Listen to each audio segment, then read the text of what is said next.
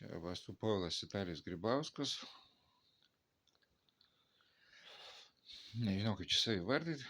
Žodžiu, ir eilėraščių parašau, ekonomiką paskaitau, teisę baigiau, ir ekonomiką, marketingą be diplominę turiu praėjęs viską. Žodžiu, turiu dar viskų diplomų, nesvarbu, bet va, žodžiu, individuali veikla ir bendrai mokesčiai.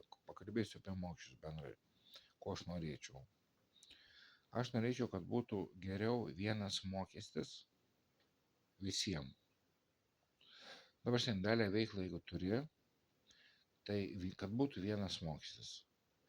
Mes dabar, kai paprasti žmonės bandom įsimti verslo liudijimą, individualią veiklą, verslo liudijimas paprasčiau, bet individualią veiklą, kad eini į mokesčius, kai tau pradėt pasakoti apie tos mokesčius 4, 5, aš bet tiksliai nežinau, kažkiek mokesčių, bet kokį 4, apie kiekvieną pasakoji, kiekvieną su procentukais, kiekvienas vėl.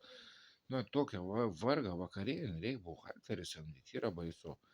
Dabar aš atimčiau iš darbą iš buhalterio, aš paprasčiausiai padaryčiau vieną mokestį. Vienas mokestis pasako, pavyzdžiui, valstybei turi sumokėti ne PSD, VSD ar ten dar kažką, bet vieną mokestį, tarkim, 100 eurų į mėnesį.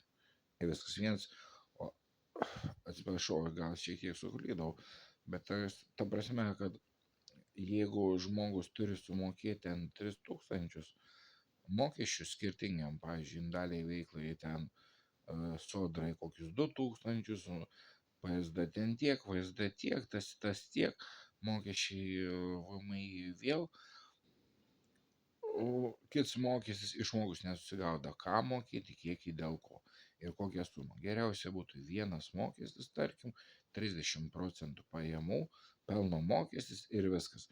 Ir tas pelno, jis turėtų mokėti bendras mokestis kažkaip tai. Bendras vienas mokestis, kad būtų ir valstybė pasiskirstytų, jau ten buhalteris tegu samdo, tegu valstybei paskaičiuoja, kiek mokesčiam reikia, kiek sodrai reikia, kiek ten kam reikia. Bet mes žmonės paprasti mokytumėm, tarkim, 20, 15, 5 ar 30%. Jeigu tu neįgalus ten, tarkim, moki 5%, jeigu tu gerai dirbantis ten 10, 20%. Ir viskas toks paprastas, vienas mokestis. Čia man tokia teorija, idėja, noras, kad būtų vienas mokestis. Nes jeigu ateis žmogus ir jam pasakys, tau reikės už tavo verslą pinigus mokėti 30%, jisai paskaičiuos, kad nuo 100 eurų jis turi sumokėti 30 eurų. Ir viskas. O jau valstybei tada skaičiuoju mokesčius, sodras ir visa kita. Tai tokia pranašiška šiek tiek teorija, bet jinai gal ir bus ateityje, bet jeigu kas nors iš politikų ar panašiai ten iš Seimo žiūrit, tai pagalvokit apie tai. Tai palengvint, nuimtų naštą nuo žmonių pečių ir jie nebijotų dirbti, nes kai ateini pas mūsų ten į mokesčių inspekciją, kai pradedi litaniją skaityti, tai baisu, pabėga, nieks nedirba.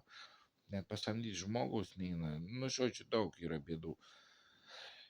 Aš reikalauju vieno mokesčio, būtų malonu, kad kuo greičiau, nes tada visi verslų užsiims. Visi verslininkų bus daugiau, mokesčių susirinks daugiau. Dėl žinių stokojimo nėra verslo. Ačiū, iki.